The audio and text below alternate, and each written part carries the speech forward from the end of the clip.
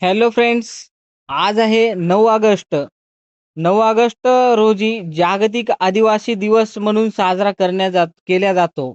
तर मित्रांनो, या जागतिक आदिवासी दिनानिमित्त मला एक असा प्रश्न पडला. तो प्रश्न म्हणजे पेसा क्षेत्र म्हणजे काय? तर मी ह्यावरती आज हा व्हिडिओ तयार करत आहे.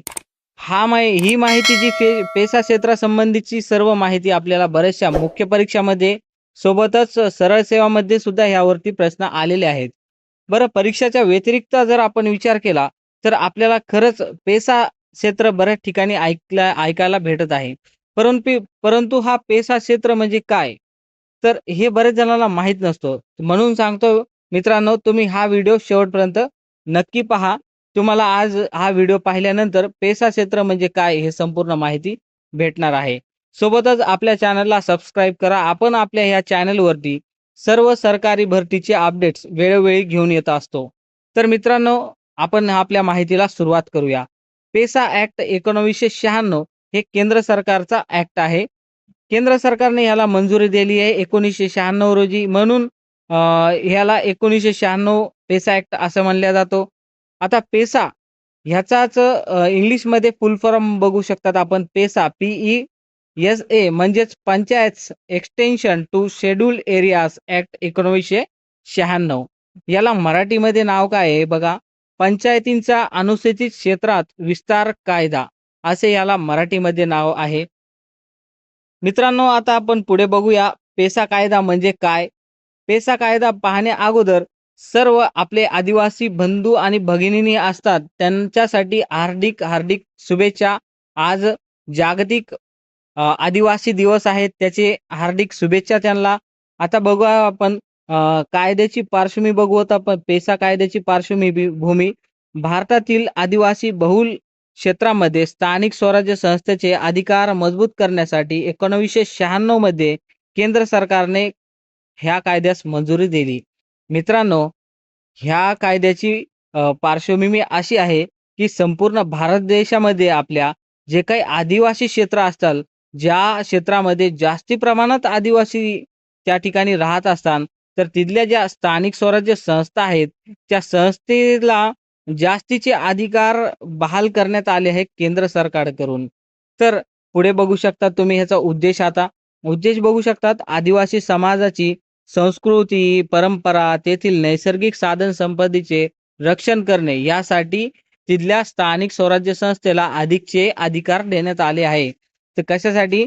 तर जे आदिवासी समाज आहे त्यांची काही वेगळी वैशिष्ट्ये किंवा संस्कृती असते मित्रांनो.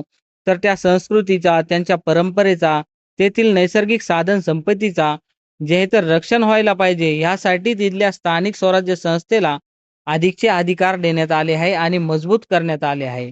आता पेसा क्षेत्र म्हणजे काय? ज्या आदिवासी बहुल भागात हा कायदा लागू होतो त्या क्षेत्राला पेसा एरिया असे म्हणले जातात. आता बघा मित्रांनो, ज्या ठिकाणी आदिवासी जमात जास्त किंवा मोठ्या संख्येने राहत असते, त्या भागाला, त्या एरियाला आपण पेसा क्षेत्र असे म्हणतात. आता तुम्ही ग्रुप सीचा जर फॉर्म भरला असेल मित्रांनो, त्यामध्ये आपल्याला शेवटची ऑप्शन देण्यात आलेला आहे. त्यामध्ये काही क्वेश्चन आहेत. ते क्वेश्चनचे उत्तर द्यायचे. त्यामध्ये सर्वात 1 नंबरचा जे क्वेश्चन आहे ना, त्यामध्ये सांगितलं आलेलं आहे, की तुम्ही पेसा क्षेत्रात राहतात का?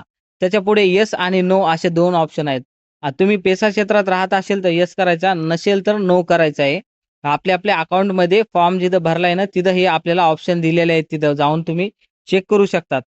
तर तिथं सुद्धा आपल्याला पेशा क्षेत्राशी संबंधित काही म्हणजे आपलं हे कामच आहे ह्या ठिकाणी, हे तुम्हाला सांगण्याचा उद्देश होता.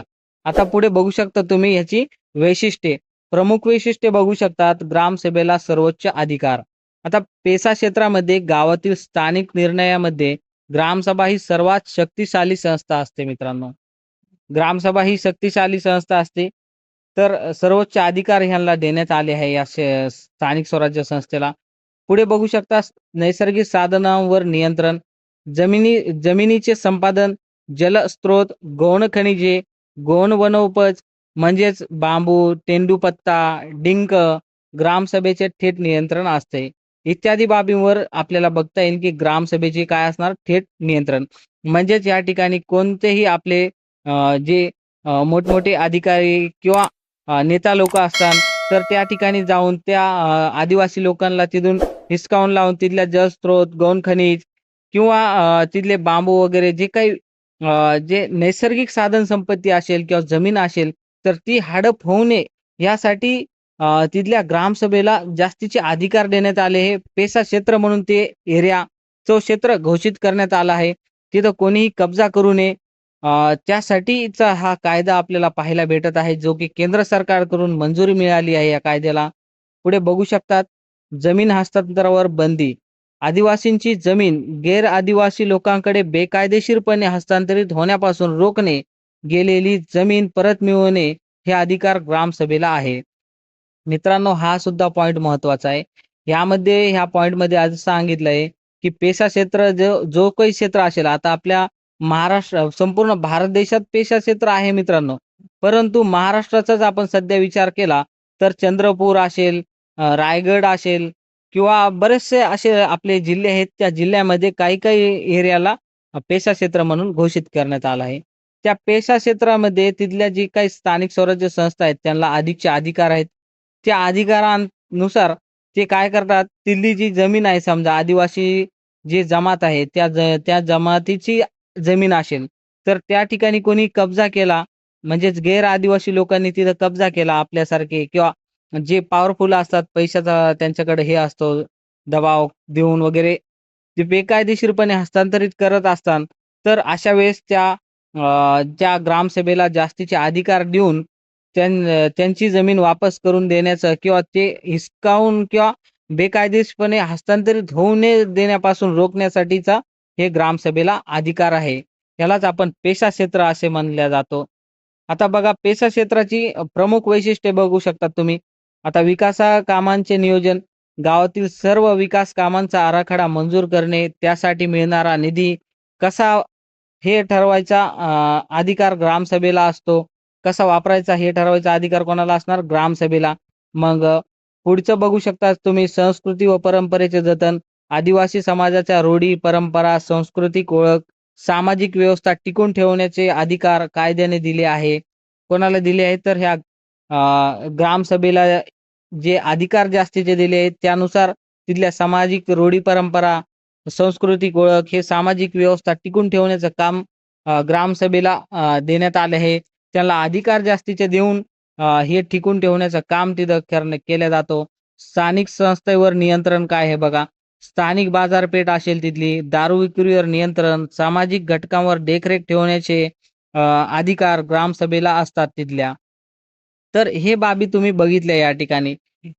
ज्या हे सर्व बाबी हे आहे ना आपल्याला पाहायला मिळाले पुढं पेसा क्षेत्राच्या अंतर्गत. आता थोडक्यात एक समरी बघूत आपण ह्यामध्ये. ह्यामध्ये बघू शकता तुम्ही जल, जंगल आणि जमीन. जल आणि जंगल आणि जमीन. पेसा क्षेत्र म्हणजे असा आदिवासी बहुल भाग जिथे जल, जंगल आणि जमीन या नैसर्गिक साधनांवर स्थानिक आदिवासींना स्वशासनाचे व स्वतःचे निर्णय घेण्याचे पूर्ण कायदेशीर अधिकार देण्यात आले आहेत. मित्रांनो, आता ह्यामध्ये आता तुम्ही बघू शकतात, की समजा आपल्या गावामध्ये एखादी स्थानिक संस्था असते. तर स्थानिक संस्थेमध्ये तिथले स्थानिक लोकच ते तिथले स्थानिक संस्था चालवत असतात. हे तर तुम्हाला माहिती आहे. तर आता ज्या ठिकाणी आदिवासी समाज असेल, तर आदिवासी बहुल समाजामधली जी स्थानिक स्वराज्य संस्था असेल, तिथला जो काही कारभार असेल, तर तिथल्या आदिवासी व्यक्तीच तिथले चालवणार आहेत त्याला. आणि सोबतच जनता त्यांना निवडून देणार, म्हणजे स्वतःचे शासन असणार तिथं, लोकशाही पद्धतीने असणार तिथली. त्यांचे स्थानिक स्वराज्यामधले जे काही उमेदवार असतात ते जनतेमार्फत निवडून देणार आणि जनतेनं चालवलेली ही एक तिथली व्यवस्था असणार आहे आणि ज्यातून जल, जंगल आणि जमीन आणि ह्यासारख्या इतर बाबींचं संरक्षण होणार आहे. या उद्देशाने हे पेसा क्षेत्र या ठिकाणी केंद्र सरकारकडून बनवण्यात आलेलं आहे. जे की 1996 रोजी हे आपल्या भारत देशामध्ये लागू आहे. तुम्ही बघू शकतात, आसाम राज्यामध्ये आपल्याला गारो, खासी, जयंती यासारख्या आदिवासी जमात पाहायला भेटत आहेत. गुजरातमध्ये भिल्ल वगैरे असे बऱ्याच ठिकाणी बरेचसे असे आदिवासी जमात आपल्या संपूर्ण भारत देशामध्ये आहेत. त्यांची संस्कृती, परंपरा जपून ठेवण्यासाठीचा हा पेशा क्षेत्र, पेशा कायदा या ठिकाणी आपल्याला पाहायला मिळत आहे. तर मित्रांनो, आपल्या चॅनलला सबस्क्राईब करा. आपण यासारखे आणि सरकारी भरतीचे सर्व अपडेट्स घेऊन येत असतो तुमच्यासाठी. भेटूयात लवकरच एका पुढच्या माहितीसोबत आणि पुढच्या अपडेटसोबत. तोपर्यंत धन्यवाद.